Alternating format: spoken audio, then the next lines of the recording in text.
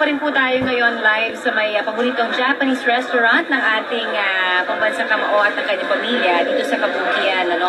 At ito ay dahil nga, of course, every Sunday is family day, no? Kaya naman matapos silang mag-attend ng kanilang Christian worship service dahil sa may Shepherd sa West LA, ay dumidiretso nga sila para magsalo-salo ng pananghalian, ano? At yan ang usual na ginagawa ng pamilya Pacquiao kasama ang mga malalapit na kaibigan nila mula sa Team Pacquiao at yung mga pamilya rin ng mga taga-Team Pacquiao.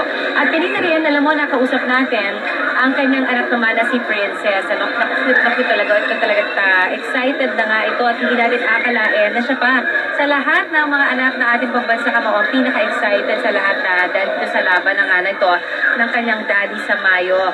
At yan ay dahil, syempre, alam niya daw na talagang magtatagumpay ang kanyang ama at pinagdarasal niya ito araw-araw ng maitaintim, ano, para nang sa gayon daw ay hindi ito masaktan sa kanilang darating na laban ni Floyd Mayweather Jr.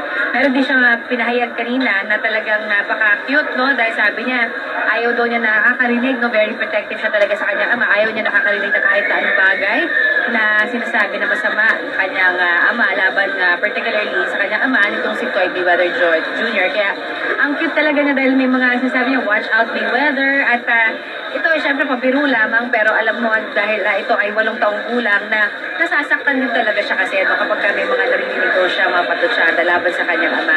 At ang pinaka-importante sa lahat, itong panahon na ito, nakakamasyal na rin ang pamilya Pacquiao, no, sa iba't ibang mga lugar naman dito sa LA, no, yung mga bata na ipasyal ni Jinky, at sila ay naging masayang-masaya, no, dahil first time nga rin na makasama nila itong kanilang bunso na si Israel, kaya kumpleto kumbaga. Pagamat syempre si Manny ay nakatutok pa rin sa kanyang training, at yan naman ang ating ibibigay ng iba pang detalye sa aking pagbabalik mamaya kasama si Mark Zambrano. Balik muna sa inyo dyan.